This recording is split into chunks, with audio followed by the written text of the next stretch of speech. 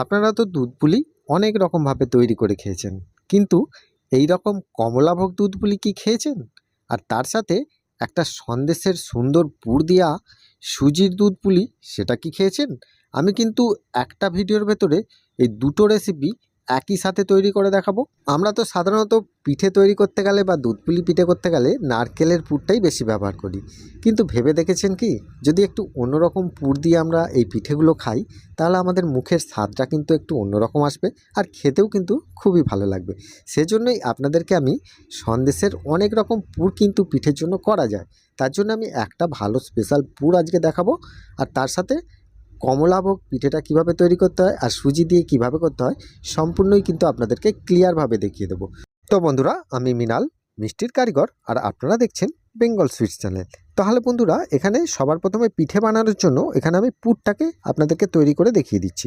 তার জন্য দেখুন, 1 কাপের মতো আমি লিকুইড দুধ নিয়েছি, আর এখানে দিয়ে দিচ্ছি একটা 10 টাকা দামি আমুল দুধের গুঁড়ো দুধের প্যাকেট। আপনারা যে কোনো এখানে গুঁড়ো দুধ দিতে পারেন, 25 গ্রামের মতো দিলেই হবে। এবারে এই গুঁড়ো দুধটাকে ভালো করে দুধের সাথে মিশিয়ে নিয়ে একবার জাস্ট ফুটিয়ে নেব। ফুটিয়ে নেওয়ার পর এতে আমি 200 গ্রামের মতো খেজুর গুড়ের মাখা সন্দেশ দিয়ে দিচ্ছি। আপনারা চাইলে সাদা মাখা সন্দেশও দিতে পারেন। এবারে দেখুন, এখানে আমি 2 পিস কালাকাঁদ নিয়েছি, দিয়ে দিলাম। আপনারা চাইলে এখানে মিল্ক কেকও ইউজ করতে পারেন। এবারে এটিকে ভালো করে দুধের সাথে আমি মিশিয়ে নেব। তো বন্ধুরা, এখানে যদি আপনারা গাওয়া ঘিটা ইউজ করেন, তাহলে এর টেস্টটা কিন্তু আরও অন্যরকম এসে যাবে। তার জন্য এখানে 2 চা চামচ এখানে দিয়ে দেবেন, তাহলেই হয়ে যাবে। এবারে এই গাওয়া ঘিটা দিয়ে একবার ভালো করে মিশিয়ে নিতে হবে। মিশিয়ে নেবার পর এতে আমি দিয়ে দেব নলেন গুড়। নলেন গুড়টাও কিন্তু আপনারা ইউজ করতে পারেন, বা নলেন গুড় যদি না থাকে তাহলে পাটালি দিয়েও এটা করা যায়। যদি এক্সট্রা মিষ্টিটা বেশি পছন্দ হয় তাহলেই দেবেন, এখানে দেবেন, কারণ এটা দিলে কিন্তু খুব টেস্টফুল হবে। এবারে দেখুন, গুড়টা দিয়ে এটাকে একটা পাক তৈরি করে নিতে হবে। গুড়টা পাক তৈরি করে নেওয়ার জন্য এখানে গ্যাসের ফ্লেমটি লো টু মিডিয়ামভাবে রেখে 1 থেকে 1.5 মিনিট এইভাবে করবেন। আর তলা থেকে যখন সন্দেশটা এভাবে ছেড়ে দিচ্ছে, তখনই গ্যাসের ফ্লেমটিকে অফ করে দিয়ে কড়ার গায়ে একটু ভালো করে মিলে রেখে দেবেন। 1 থেকে 1.5 মিনিট মিলে রেখে দেবার পর যখন দেখবেন এটা সম্পূর্ণ টেনে গেছে, দেখুন আমি এখানে মিলে দিলাম, সম্পূর্ণ যখন টেনে যাবে, একটু শক্ত শক্ত মনে হবে, একটু গরম গরম থাকবে, তখনই কিন্তু এটাকে নিয়ে একটা প্লেটের মধ্যে আমি তুলে নেব, দিয়ে এটাকে সম্পূর্ণ ঠান্ডা করে নেব। আর এটা যতক্ষণ ঠান্ডা হচ্ছে, ততক্ষণে আমি যেহেতু সুজি দিয়ে পিঠেটা বানাবো, সেজন্য আমি সুজির ডোটা তৈরি করে নিচ্ছি। তার জন্য দেখুন, এখানে আমি 1 চা চামচ এখানে দিয়ে দিলাম গাওয়া ঘি। এবারে এতে দিয়ে দেব 250 গ্রাম দইয়ের যে কাপগুলো হয়, আমি ওই মিষ্টির দোকানে কাপ নিয়েছি, 2 কাপ আমি এখানে দুধ দিয়ে দিলাম, লিকুইড দুধ, মানে 500 ml এর মতো। এবারে ওই যে 2 কাপ আমি দুধ দিলাম, সেজন্য কিন্তু আমি দেব 1 কাপ সুজি। মানে পরিমাপগুলো একটু দেখে নিন, তাহলে আপনাদের সুবিধা হবে। মানে 1 কাপ মানে এখানে 200 গ্রাম সুজি, মানে 1 প্যাকেট সুজি আমি এখানে ব্যবহার করেছি। এবারে সুজিটা দিয়ে গ্যাসের ফ্লেমটি লো টু মিডিয়ামভাবে রেখে 2 থেকে 3 মিনিট যদি আপনারা এইভাবে নাড়েন, দেখবেন যে সুজিটা খুব তাড়াতাড়ি কিন্তু দুধটাকে শুষে নেয়। যার জন্য এটাকে কিন্তু অনবরত নাড়তে হবে, আর গ্যাসের ফ্লেমটাকে একদম লো টু মিডিয়াম রাখবেন। আর এরকমভাবে আস্তে আস্তে নাড়তে নাড়তে আপনারা বুঝতেই পারবেন যে সুজিটা কিন্তু আগের থেকে অনেকটা ঘন হয়ে আসছে, আর একটা সুন্দর ডো তৈরি হয়ে যাচ্ছে। আর এই ডোটা যখন দেখবেন একদম কড়ার তলা থেকে সুন্দরভাবে ছেড়ে দিচ্ছে, আর এটা কিন্তু নাড়তে নাড়তে যখন দেখবেন এক কাছে জড়ো হয়ে যাচ্ছে, আর এটা পাকটা কিন্তু হয়ে যাচ্ছে, আপনি বুঝতে পারছেন, তখনই কিন্তু এই গ্যাসের ফ্লেমটিকে অফ করে দিতে হবে। দেখুন, এখানে সুন্দরভাবে সুজির ডোটা এক কাছে জড়ো হয়ে যাচ্ছে, অনেকটাই কিন্তু শুকনো শুকনো হয়ে যাচ্ছে, দুধটা কিন্তু শুষে নিয়েছে। এরপরেই কিন্তু আমি গ্যাসের ফ্লেমটি অফ করে দিয়েছি। দেওয়ার পর এটাকে কিছুক্ষণের জন্য আমি কড়াতে একটু ঘুরিয়ে নিয়ে আমি একটা জায়গার ভেতরে তুলে নেব, একটা ডিশের ভেতরে আমি কিন্তু এটাকে তুলে নিচ্ছি। দেখুন, সঙ্গে সঙ্গে তুলে নিলাম, মানে এটা কিন্তু এখন গরম আছে। এই গরম অবস্থায় আমি দিয়ে দেব 1 চামচের মতো গাওয়া ঘি। এই গরম অবস্থায় দিলে কি হবে, এটা কিন্তু সুন্দরভাবে এতে মিশে যাবে। আর এটাকে দিয়ে একটু ভালো করে একটা খুন্তি করে ভালো করে এটাকে মালিশ করে করে সুন্দরভাবে একটু মালিশ করে নেবেন। গরম গরম অবস্থায় মালিশ করলে এটা কিন্তু সুন্দরভাবে ডোটা তৈরি হয়ে গেল। এবারে দেখুন, এটাকে একটু সম্পূর্ণ ঠান্ডা করে নিতে হবে। ঠান্ডা না করলে আপনারা কাজ করতে পারবেন না, গরম আছে। তো বন্ধুরা, এবারে দেখুন, এটাকে আমি ঠান্ডা করতে দিয়ে এখানে আমি একটা গুড়ের রস তৈরি করব। তার জন্য দেখুন, এখানে পাটালি গুড় নিয়েছি আমি 100 গ্রামের মতো, আর 1 কাপ জল দিয়ে দিয়েছি। দিয়ে পাটালি গুড়টাকে আমি গলিয়ে নিচ্ছি। আর এই গুড়ের রসটা কেন করছি সেটাও আমি বলে দেবো, এর একটা গুরুত্বপূর্ণ দিক আছে। তার জন্য দেখুন, এখানে 1 কাপের মতো আমি নর্মাল গুড় নিয়ে নিলাম, খেজুরের গুড়। দিয়ে ভালো করে এটাকে পাক করে নিচ্ছি। তাহলে এখানে বলি বন্ধুরা, এই পাকটা আমি কেন করছি, এই গুড়ের রসটা আমি কেন করছি সেটা আপনারা একটু পরেই ভিডিওতে দেখতে পাবেন। তার আগে দেখুন, এই পাকটাকে কিন্তু খুব বেশিক্ষণ করতে হবে না। আপনারা চাইলে শুধু গুড় দিয়েও করতে পারেন বা পাটালি দিয়েও করতে পারেন, যে কোনোভাবে এই পাকটা করে নেওয়া যায়। এবারে এই পাকটা করে নেওয়ার পর আমি এখানে যে সুজির ডোটা তৈরি করে রেখেছি, সেই সুজির ডোটাকে একবার ভালো করে মালিশ করে নিচ্ছি। এখানে দেখুন অনেকটাই আমার ঠান্ডা হয়ে গেছে সুজির ডোটা। এই সুজির ডোটা সাধারণত আমার এখানে কুসুম কুসুম গরম অবস্থায় কিন্তু আছে। আপনারা চাইলে খুব ঠান্ডা হয়ে গেলেও কোনো অসুবিধা নেই, সবভাবেই কাজ করা যায়। এবারে দেখুন, এখানে আমি গাওয়া ঘি একটু থালায় মাখিয়ে দিয়ে আমি কিন্তু এটাকে ভালো করে মালিশ করে নিলাম। মালিশ করলে কি হয়, এটা খুব সফট হয়ে যায়।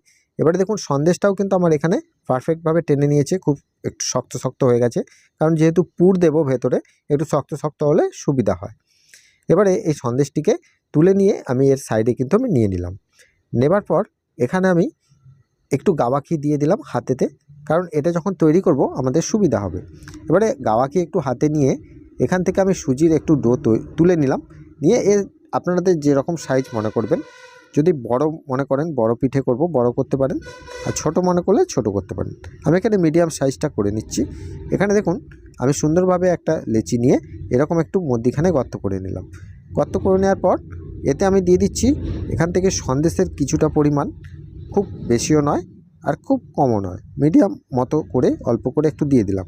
দেওয়ার পর এর মুখটাকে একটু খুব সুন্দরভাবে একটু সিল করে দিতে হবে, কারণ যেহেতু আমরা এটা দুধের মধ্যে ফুটবে, দুধের মধ্যে ফেটে যাওয়ার সম্ভাবনা থাকে, সেজন্য এটাকে একটু ভালো করে সিল করে নিলাম। আর সিল করে এর মুখটা দিয়ে বিভিন্ন রকম আপনারা ডিজাইনও করে নিতে পারেন বা প্লেনভাবে মুড়েও দিতে পারেন, দু রকমভাবেই হবে। দেখুন এখানে একটু ডিজাইন করলাম, এটা দেখতে ভালো হবে সেজন্য। এবারে হাতে করে একটু ভালো করে লম্বা করে একটু পাকিয়ে ভালো করে সিলটা করে দিলাম। করে দেওয়ার পর আমি এখানে রেখে দিচ্ছি একটা জায়গার মধ্যে। এই একই রকমভাবে আমি সমস্ত পিঠেগুলো করে নিলাম। করে নেওয়ার পর আমি এখানে কমলাভোগের যে পিঠেটা করব সেটা দেখাচ্ছি। তার জন্য আমাদেরকে এখানে 4 থেকে আমি 5 পিস কমলাভোগ নিয়েছি। মোটা রসের কমলাভোগ নিতে হবে, পাতলা রসের কমলাভোগ নিলে হবে না। আর এখানে আপনারা যদি কমলাভোগ না পান, তাহলে আপনারা মোটা রসের যে কোনো মিষ্টি, সাদা মিষ্টি হোক বা চকলেট কালারের গোপালভোগ হোক, যে কোনো ডিজাইন বা গোল লম্বা যে কোনো ডিজাইন হলেও কিন্তু এখানে করা যাবে। সাধারণত মোটা রসের মিষ্টিটা দিয়েই কিন্তু এটা করতে হয়। এবারে দেখুন সুজির ডোটাকে আমি এই কমলাভোগের পরিমাণের ডবল নিয়েছি, নিয়ে ভালো করে চ্যাপটা করে নিয়ে কমলাভোগটা মধ্যিখানে বসিয়ে দিয়ে এটাকে ভালো করে মুড়ে দিলাম, সাধারণত ক্ষীর কদম যেরকম করে সেই রকম। এবারে দেখুন হাতে একটু ময়দা নিয়ে এটাকে ভালো করে পাকিয়ে নিচ্ছি। এই পাকিয়ে নিলে কী হবে, এটা সুন্দরভাবে সিল হয়ে যাবে। যেহেতু দুধে ফোটাবো সেজন্য ভালো করে সিলটা করে নিতে হবে।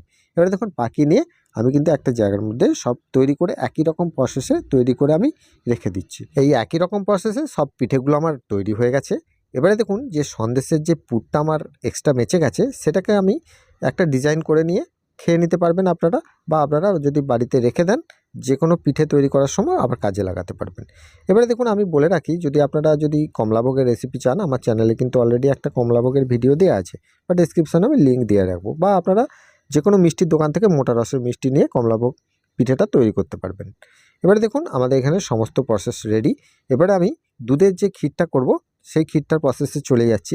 তার জন্য দেখুন এখানে আমি একটা কড়া বসিয়ে দিয়েছি, আর যে কাপে করে আমি সুজিটা নিয়েছিলাম ওই কাপে করেই 2.5 কাপের মতো আমি লিকুইড দুধ দিয়ে দিয়েছি, মানে এখানে 750 ml মতো দুধটা হবে। এবারে আমি 3টে 10 টাকা দামি গুঁড়ো দুধের প্যাকেট আমি এতে দিয়ে দিলাম। দিয়ে ভালো করে দুধটার সাথে, দুধটা যখন একটু হালকা গরম হবে তখন আমি এই গুঁড়ো দুধটা দিয়ে ভালো করে গলিয়ে নেব। আপনারা চাইলে এখানে 100 থেকে 200 গ্রাম পর্যন্ত এখানে পাউডার দুধটা দিতে পারবেন, মানে পাউডার দুধ যতটা দিতে পারবেন বেশি করে, ততটা টেস্ট আরও বেশি ভালো আসবে। তো বন্ধুরা এবারে একটু ভালো করে দুধটাকে একবার ফুটিয়ে নিতে হবে, 1 থেকে 1.5 মিনিট একটু ফুটিয়ে নেবেন।